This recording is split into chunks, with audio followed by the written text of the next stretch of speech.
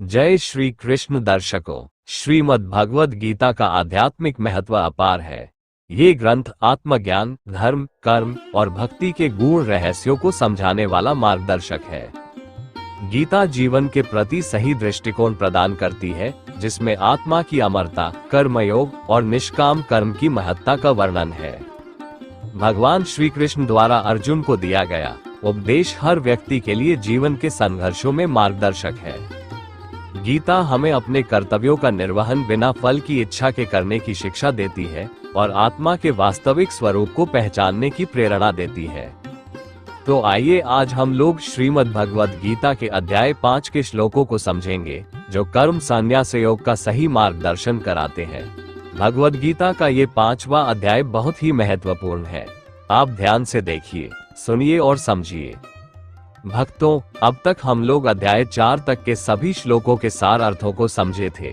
अब अध्याय 5 के श्लोकों के भावार्थ को समझेंगे। आइए देखते हैं अध्याय 5 के पहले श्लोक में क्या कहते हैं केशव। संन्यासम कर्मणा कृष्ण पुनर्योग च शंससि यच्छ्रेय एत्योरेक तन्मे ब्रूहि सुनिश्चितम्। अर्जुन भगवान से पूछते हैं कि हे कृष्ण, आप कर्मों के संन्यास की और फिर कर्मयोग की प्रशंसा करते हैं, इसलिए इन दोनों में से जो एक मेरे लिए भली भांति निश्चित कल्याणकारक साधन हो, उसको कहिए। तब फिर दूसरे श्लोक में भगवान कहते हैं कि संन्यासः कर्मयोगश्च निःश्रेयसकृवो तयोस्तु कर्म संन्यासात् कर्मयोगो विशिष्यते। कर्म संन्यास और कर्मयोग ये दोनों ही परम कल्याण के करने वाले हैं, परंतु उन दोनों में भी कर्म संन्यास से कर्मयोग साधन में सुगम होने से श्रेष्ठ है। अपने सभी कर्मों को ईश्वर अर्पण करते हुए, बिना कोई कामना के, न किसी से अति राग और न किसी से द्वेष रखते हुए अपने सभी कर्तव्य कर्मों को करते रहना ही कर्मयोग है। कर्म संन्यास से कर्मयोग की साधना आसान है। इसमें ईश्वर पर पूरा विश्वास रखते हुए ईश्वर प्रेरणा से जो भी कर्तव्य कर्म सामने आए, उसे ईश्वर का काम समझकर और उसे करने वाला भी ईश्वर ही है, अर्थात कर्तापन के भाव से रहित होकर करते जाना होता है। ये साधन में इसलिए सुगम है क्योंकि इसमें केवल ईश्वर के प्रति पूर्ण समर्पण की आवश्यकता होती है। फिर तीसरे श्लोक में कहते हैं कि ज्ञेयः स नित्य संन्यासी यो न द्वेष्टि न कांक्षति निर्द्वन्द्वो हे महाबाहो सुख बंधात् प्रमुच्यते। हे अर्जुन, जो पुरुष न किसी से द्वेष करता है और न किसी की आकांक्षा करता है, वह कर्मयोगी सदा सन्यासी ही समझने योग्य है, क्योंकि राग द्वेषादि द्वंद्वों से रहित पुरुष सुखपूर्वक संसार बंधन से मुक्त हो जाता है। फिर चौथे श्लोक में कहते हैं कि सार्ख्ययोगो प्रतिबलाः प्रवदन्ति न पंडिता एकम प्यास्थितः सम्यगो भयो विदते फलम। पहले बताए गए संन्यास और कर्मयोग को मूर्ख लोग पृथक पृथक फल देने वाले कहते हैं, लेकिन ज्ञानी लोग ऐसा नहीं समझते, क्योंकि दोनों में से किसी एक में भी सम्यक प्रकार से स्थित पुरुष दोनों के फल रूप परमात्मा को ही प्राप्त होता है। कर्मों में संन्यास और कर्म योग में से किसी एक का भी साधन ठीक से करने वाले भगवान के प्रिय होते हैं। फिर 5वें श्लोक में कहते हैं कि यत् सार्ख्यः प्राप्यते स्थान तद्योगैरपि गम्यते एकम सार्ख्यम च योग च यह पश्यति स पश्यति। ज्ञान योगियों द्वारा जो परमधाम प्राप्त किया जाता है, कर्मयोगियों द्वारा भी वही प्राप्त किया जाता है। इसलिए जो पुरुष ज्ञान योग और कर्मयोग को फल रूप में एक देखता है, वही यथार्थ देखता है। फिर 6ठे श्लोक में कहते हैं कि संन्यासस्तु महाबाहो दुःखमाप्तुं योगतः योगयुक्तो मुनि ब्रह्म न चिरेणाधिगच्छति। परंतु हे अर्जुन, कर्मयोग के बिना संन्यास अर्थात मन, इंद्रिय और शरीर द्वारा होने वाले संपूर्ण कर्मों में कर्तापन का त्याग प्राप्त होना कठिन है, और भगवत स्वरूप को मनन करने वाला कर्मयोगी पर ब्रह्म परमात्मा को शीघ्र ही प्राप्त हो जाता है। भगवान कहते हैं कि कर्मयोग के बिना संन्यास योग मतलब कर्तापन का नाश होना कठिन होता है, इसलिए पहले कर्मयोग की साधना करनी चाहिए, फिर कर्मों में संन्यास की। फिर 7वें श्लोक में सांख्य योगी और कर्मयोगी के लक्षण और महत्व को बताते हुए कहते हैं कि योगयुक्तो विशुद्धात्मा विजितात्मा जितेंद्रिय सर्वभूतात्म भूतात्मा कुर्वन्नपि न लिप्यते। जिसका मन अपने वश में है, जो जितेंद्रिय एवं विशुद्ध अंतःकरण वाला है, और संपूर्ण प्राणियों का आत्मरूप परमात्मा ही जिसका आत्मा है, ऐसा कर्मयोगी कर्म करता हुआ भी कर्मों में लिप्त नहीं होता, जिसका मन, बुद्धि और इंद्रिय उसके वश में है, और जो सभी जीवों में आत्मा रूप से भगवान को देखता है और फिर उसी आत्मा को परमात्मा रूप में अपने अंदर भी देखता है। मतलब एक में सब और सब में एक, वही परमात्मा रमन कर रहा है, ऐसा समझता है और इसका ज्ञान भी उसे है। ऐसा कर्मयोगी सभी कर्मों को करता हुआ उसमें लिप्त नहीं होता। मतलब यह है कि ऐसे कर्म योगी भोग भी भोगेगा और अभाव में भी उतना ही संतुष्ट रहेगा। जरूरत पड़ने पर करथोड़ भी दिखेगा और दयालु भी रहेगा। ऐसा कर्म योगी ईश्वर इच्छा में अपनी इच्छा मिला देता है, उसकी अपनी कोई इच्छा नहीं होती। ऐसे लोग लीलाधर होते हैं। फिर 8वें और 9वें श्लोकों में कहते हैं कि नैव किचित क्रोमिति युक्तो मन्येत तत्ववित् पश्यन् शृण्वन् स्पृशन् जैर्नश्नं गच्छस्वपन् श्वसन् प्रल्पन् विसृजन् उन्मिष निमिषन् अपि इंद्रियार्थेषु वर्तन्त इति धारन्। तत्व को जानने वाला सांख्य योगी तो देखता हुआ, सुनता हुआ, स्पर्श करता हुआ, सूंघता हुआ, भोजन करता हुआ, गमन करता हुआ, सोता हुआ, श्वास लेता हुआ, बोलता हुआ, त्यागता हुआ, ग्रहण करता हुआ तथा आंखों को खोलता और मूंदता हुआ भी सब इंद्रियां अपने अपने अर्थों में बरत रही हैं, इस प्रकार समझकर निःसंदेह ऐसा माने कि मैं कुछ भी नहीं करता हूँ। मतलब ऐसे योगी आत्मा में रमन करने वाले होते हैं और शरीर और इंद्रियों से सब कुछ करते हुए भी ऐसा समझते हैं कि वे कुछ नहीं कर रहे हैं, केवल उसको देखने वाले होते हैं। फिर 10वें श्लोक में कहते हैं कि ब्रह्मण्याधाय कर्माणि संग त्यक्त्वा करोति यः लिप्यते न स पापेन पद्मपत्र में वंसा। जो पुरुष सब कर्मों को परमात्मा में अर्पण करके और आसक्ति को त्याग कर कर्म करता है, वो पुरुष जल में कमल के पत्ते की भांति पाप से लिप्त नहीं होता। ऐसे व्यक्ति के कर्मों का कोई फल ही उत्पन्न नहीं होता, न तो उसके अच्छे कर्मों का कोई फल होता है और न ही बुरे कर्मों का। यह अलग बात है कि उससे कोई बुरा कर्म होता ही नहीं है। ये कर्मों से अतीत की स्थिति होती है और जब कर्म फल नहीं तो कोई बंधन भी नहीं होता। यही जीते जी मुक्ति भी है और इस शरीर के अंत के बाद उनके लिए जन्म मृत्यु का बंधन भी नहीं होता, वे ईश्वर में लीन हो जाते हैं। फिर 11वें श्लोक में कहते हैं कि कायेन मनसा बुद्धया केवलरिंद्रियैरपि योगिनः कर्म कुर्वन्ति संग त्यक्त्वात्म शुद्धये। कर्मयोगी ममत्व बुद्धि रहित केवल इंद्रिय, मन, बुद्धि और शरीर द्वारा भी आसक्ति को त्याग कर अंतःकरण की शुद्धि के लिए कर्म करते हैं। ऐसे कर्मयोगी केवल अंतःकरण की शुद्धि के लिए कर्म करते हैं। आत्मा को मलिन कर दे ऐसे कर्म कभी भी नहीं करते, भले ही उनका शरीर मैला रहे, लेकिन आत्मिक शुद्धि होती है। फिर 12वें श्लोक में कहते हैं कि युक्तः कर्मफल त्यक्त्वा शांतिमाप्नोति नैष्ठिकीम् अयुक्तः कामकारेण फले सक्तो निबध्यते। कर्मयोगी कर्मों के फल का त्याग करके भगवत प्राप्ति रूप शांति को प्राप्त होता है और सकाम पुरुष कामना की प्रेरणा से फल में आसक्त होकर जन्म मृत्यु के बंधन में बंधता है। फिर 13वें श्लोक में कहते हैं कि सर्वकर्माणि मनसा संन्यस्यास्ते सुखवशी नवद्वारे पुरे देहि नैव कुर्वन् कारण। अंतःकरण जिसके वश में है, ऐसा सांख्य योग का आचरण करने वाला पुरुष न करता हुआ और न करवाता हुआ भी नवद्वारों वाले शरीर रूप घर में सब कर्मों को मन से त्याग कर आनंद पूर्वक सच्चिदानंद घन परमात्मा के स्वरूप में स्थित रहता है। मतलब कर्तापन के भाव से मुक्त सांख्य योगी सब कुछ करते हुए भी कुछ नहीं करता है, अपनी सभी इच्छाएं त्याग कर भगवान के प्रेरणा से अपने कर्तव्य कर्म करते हुए अपने आप को ईश्वर ध्यान में स्थित रखता है।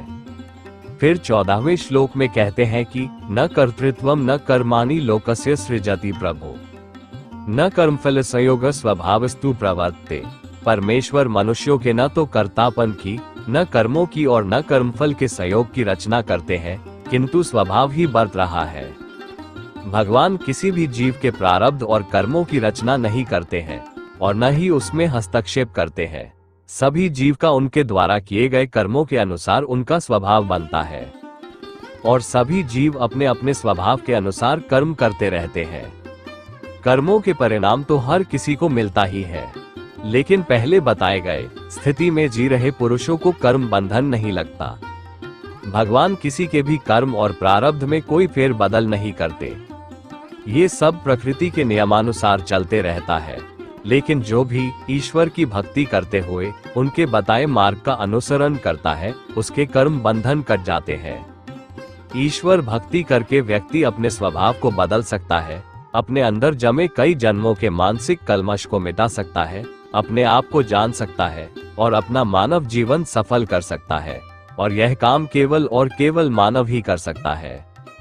इसीलिए मानव जन्म का महत्व है। फिर 15वें श्लोक में कहते हैं कि नादते कस्यचित् पाप न चैव सुकृत विभु अज्ञाने नावरे ज्ञान न तेन मुह्यन्ति जन्तव। सर्वव्यापी परमेश्वर भी ना किसी के पाप कर्म को और न ही किसी के शुभ कर्म को ही ग्रहण करता है, किंतु अज्ञान द्वारा ज्ञान धन का हुआ है, उसी से सब अज्ञानी मनुष्य मोहित हो रहे हैं। सर्वव्यापी परमेश्वर का मतलब है सब जगह सभी में विराजमान रहने वाला भगवान, और वह है सभी का आत्मा। सभी से मतलब है सभी सजीवों और निर्जीवों में भी, क्योंकि पत्थर का भी कोई सेंटर पॉइंट होता है और वही सेंटर पॉइंट उसका आत्मा होता है।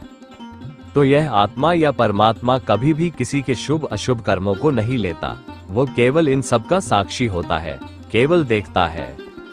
इसीलिए कहते हैं कि कोई देखे या न देखे ईश्वर सब देख रहा है, लेकिन अज्ञान के वश में होकर लोग समझ नहीं पाते हैं।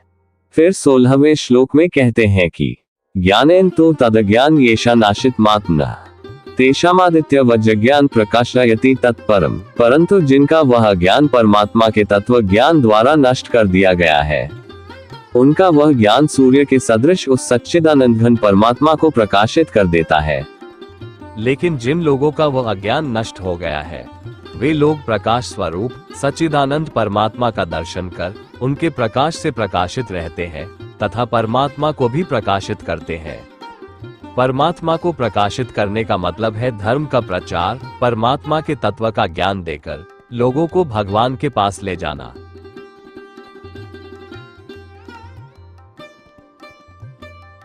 भक्तों, अब तक हम लोग अध्याय 5 के श्लोक 16 तक के सार अर्थों को समझे थे। अब अध्याय 5 के श्लोक 16 से आगे के श्लोकों के सार अर्थों को समझेंगे। आइए अब अध्याय 5 में श्लोक 16 से आगे के श्लोकों में भगवान क्या कहते हैं ये जानेंगे। फिर 17वें श्लोक में कहते हैं कि तद्बुद्धयस्तात्मानस्तन्निष्ठास् तत्परायणा गच्छत्य पुनरावृत्तिन ज्ञान निर्धुत कल्मषा। कहते हैं कि जिनका मन तद्रूप हो रहा है, जिनकी बुद्धि तद्रूप हो रही है और सच्चिदानंद घन परमात्मा में ही जिनकी निरंतर एक ही भाव से स्थिति है, ऐसे तत्परायण पुरुष ज्ञान द्वारा पापरहित होकर अपुनरावृत्ति को अर्थात परम गति को प्राप्त होते हैं। जो मन, बुद्धि और कर्म से पूरी तरह भगवान में समर्पित है, जो ज्ञान द्वारा ये जान लिया है कि ये पूरा जगत परमात्मा का ही विस्तार है, सब जगह परमात्मा ही रमन कर रहा है, इस परमात्मा के सिवाय और कुछ भी नहीं है, यानी कि जिसने परमात्मा का दर्शन अपने अंदर कर लिया हो और फिर उसे सब में परमात्मा ही दिख रहे हो, ऐसे लोगों का पुनर्जन्म नहीं होता और वे ही मुक्त हो जाते हैं। ऐसे लोग जीते जी भी मुक्त है और शरीर छोड़ने के बाद भी मुक्त होकर भगवान के परम धाम यानी कि भगवान में लीन हो जाते हैं। फिर 18वें श्लोक में कहते हैं कि विद्या विनय संपन्ने ब्राह्मणे गवि हस्तिनी शुनि चैव श्वपाके च पंडिता समदर्शिनः। कहते हैं कि ऐसे ज्ञानी जन विद्या और विनय युक्त ब्राह्मण में तथा गौ, हाथी, कुत्ते और चांडाल में भी समदर्शी ही होते हैं। मतलब इस स्थिति में पहुंचे लोगों को ईश्वर के सिवाय और कुछ भी दिखता ही नहीं है, इसीलिए वे ज्ञानी और चंडाल में कोई भेद नहीं करते, उन्हें इन सब में एक रूप से रमन करने वाला वो परमात्मा ही दिखता है। फिर 19वें श्लोक में कहते हैं कि यह तैर्जितः सर्गो येषा साम्ये स्थितम मन निर्दोष हे सम ब्रह्म तस्मा ब्रह्मणि ते स्थिता। जिनका मन संभाव में स्थित है, उनके द्वारा इस जीवित अवस्था में ही संपूर्ण संसार जीत लिया गया है, क्योंकि सच्चिदानंद घन परमात्मा निर्दोष और सम है, इससे वे सच्चिदानंद घन परमात्मा में ही स्थित है। कहते हैं कि पहले बताए अनुसार जो लोग समभाव में जी रहे हैं, ऐसे लोग विश्व विजयी हैं, क्योंकि परमात्मा का स्वभाव भी निर्विकार, निर्दोष और सम है, और ये लोग परमात्मा के स्वभाव में जी रहे हैं, जिससे वे परमात्मा में स्थित है। और परमात्मा ही इस संसार का मालिक है, परमात्मा का ही इस पूरे जगत पर आधिपत्य है। और जो भी परमात्मा के विचारों और प्रबंध को समझेगा उसका भी इस संसार पर आधिपत्य होगा। जैसे किसी सेठ के विचारों और उसके प्रबंध के तरीकों को अच्छी तरह समझने वाला ही उसका सबसे अच्छा प्रबंधक होता है, और सेठ का जितना भी कार्य क्षेत्र होगा उस पर उसको भी फैसले लेने का अधिकार मिलेगा और अधिपत्य होगा। फिर 20वें श्लोक में कहते हैं कि न प्रहृष्येत प्रियम प्राप्य नोद्विजेत प्राप्य चाप्रियम स्थिर बुद्धिर सम्मोह ब्रह्मविद ब्रह्मणि स्थितः। जो पुरुष प्रिय को प्राप्त होकर हर्षित नहीं हो और अप्रिय को प्राप्त होकर उद्विग्न न हो, वह स्थिर बुद्धि, संशय रहित, ब्रह्मवेता पुरुष सच्चिदानंद घन पर ब्रह्म परमात्मा में एक ही भाव से नित्य स्थित है। कहते हैं कि जो पुरुष मनचाही वस्तु या व्यक्ति को पाकर अति हर्षित न हो और मन के विपरीत वस्तु या व्यक्ति के मिलने से दुखी या उद्विग्न न हो, ऐसा व्यक्ति भगवान में एक ही भाव से स्थित होता है, यानी कि उसको ईश्वर के दर्शन हुए होते हैं। फिर 21वें श्लोक में कहते हैं कि बाह्य स्पर्शेषु सक्तात्मा विन्दत्यात्मनि यत् सुखम स ब्रह्मयोग युक्तात्मा सुखमक्षयम श्नुते। बाहर के विषयों में आसक्ति रहित अंतःकरण वाला साधक आत्मा में स्थित जो ध्यान जनित सात्विक आनंद है उसको प्राप्त होता है। तदनंतर वह सच्चिदानंद घन पर ब्रह्म परमात्मा के ध्यान रूप योग में अभिन्न भाव से स्थित पुरुष अक्षय आनंद का अनुभव करता है। कहते हैं कि इस तरह बाहरी इंद्रियों के सुख में आसक्ति रहित, देखिए यहाँ भगवान ने आसक्ति रहित कहा है, मतलब ये कि बाहर के विषयों के सारे काम करते हुए या सारे भोगों को भोगते हुए उसमें मन को अधिक न लगाते हुए अंदर के आत्मा का ध्यान करके अक्षय मतलब कभी भी न समाप्त होने वाले आनंद का अनुभव करता है। फिर 22वें श्लोक में कहते हैं कि ये हे संस्पर्शजा भोगा दुख्यो न एवते आद्यंतवंतः कौन्तेय न तेषु रमते बुध। जो ये इंद्रिय तथा विषयों के सहयोग से उत्पन्न होने वाले सब भोग है, यद्यपि विषयी पुरुषों को सुखरूप भासते हैं तो भी दुख के ही हेतु है और आदि अंत वाले अर्थात अनित्य है। इसलिए हे अर्जुन, बुद्धिमान विवेकी पुरुष उनमें नहीं रमता। कहते हैं कि इंद्रियों के भोग भोगी पुरुष को सुख रूप लगता है, लेकिन ध्यान से सोचेंगे तो वह दुख का कारण ही है, और ये भोग के सुख ज्यादा टिकाऊ भी नहीं होते। मतलब सुख मिला तो खुशी, नहीं मिला तो दुखी, और अगर कुछ अच्छा स्वाद या आनंद मिला तो भी वह ज्यादा देर तक नहीं रह सकता। यह इंद्रियों के जितने भी विषय है उन सभी का अस्तित्व नहीं है, वे कभी न कभी समाप्त जरूर होंगे, चाहे वो सुख हो या दुख हो। लेकिन परमात्मा या आत्मा का आनंद हमेशा रहने वाला और सत्य है। इसलिए बुद्धिमान लोग उन इंद्रियों के विषयों में आसक्त नहीं होते। वे तो जो भी मिल गया उसका उपयोग कर चिरस्थायी अपने आत्मा आनंद में मस्त रहते हैं। फिर 23वें श्लोक में कहते हैं कि शक्नोति है यह सोधुन प्राक्षरीर विमोचनात् काम क्रोधोद्भवम वेग स युक्तः स सुखी नर। जो साधक इस मनुष्य शरीर में शरीर का नाश होने से पहले पहले ही काम क्रोध से उत्पन्न होने वाले वेग को सहन करने में समर्थ हो जाता है, वही पुरुष योगी है और वही सुखी है। फिर 24वें श्लोक में कहते हैं कि योन्ता सुखोन्तरारामस तथांतर ज्योतिरेव यह स योगी ब्रह्म निर्वाण ब्रह्म भूतोधिगच्छति। जो पुरुष अंतरात्मा में ही सुख वाला है, आत्मा में ही रमण करने वाला है तथा जो आत्मा में ही ज्ञान वाला है, वह सच्चिदानंद घन पर ब्रह्म परमात्मा के साथ एक ही भाव को प्राप्त सांख्य योगी शांत ब्रह्म को प्राप्त होता है। फिर 25वें श्लोक में कहते हैं कि लभते ब्रह्म निर्वाण मृषय क्षीण कमशा छिन्न द्वैधा यतात्माना सर्वभूत हिते रता।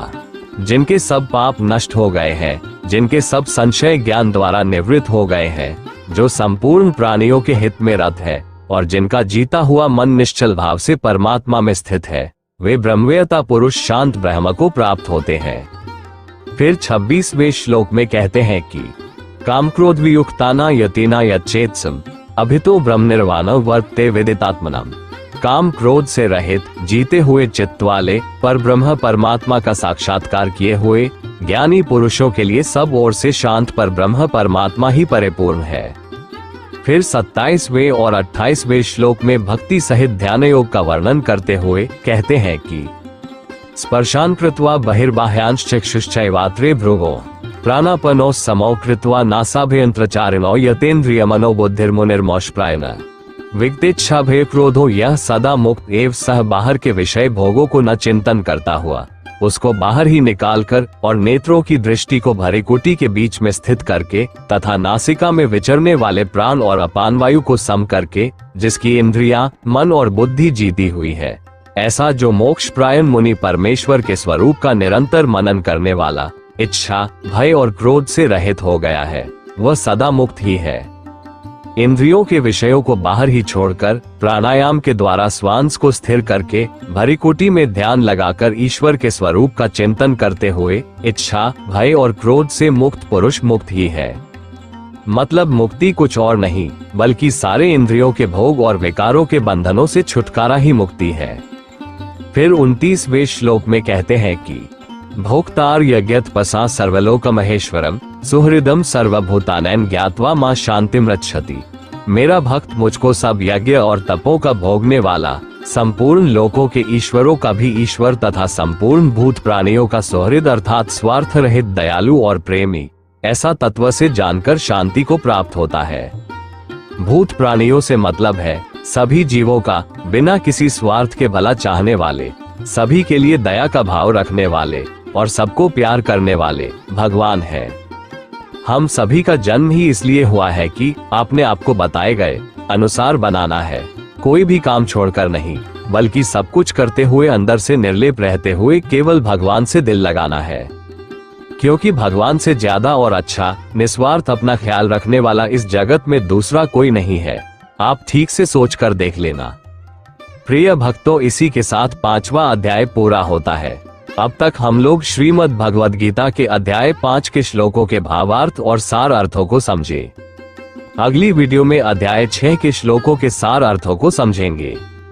दर्शकों, अगर आप आत्मज्ञान प्राप्त करने के जिज्ञासु हैं तो इसी चैनल पर मेरी आध्यात्मिक यात्रा नाम से एक प्लेलिस्ट है, जिसमें मुझे आत्मज्ञान कैसे प्राप्त हुआ इस विषय पर मेरी आध्यात्मिक आत्मकथा है, जिसमें बिना किसी मिलावट या बनावट के आध्यात्मिक अनुभवों का वर्णन किया गया है, जिससे बहुत कुछ ज्ञान मिलेगा आपको। आप उसे भी देख सकते हैं। अगर आपको आत्मा, परमात्मा या आत्मा साक्षात्कार के संबंध में कोई जिज्ञासा या विचार हो तो कमेंट कर जरूर बताइए। वीडियो को लाइक और चैनल को सब्सक्राइब जरूर कर लीजिएगा।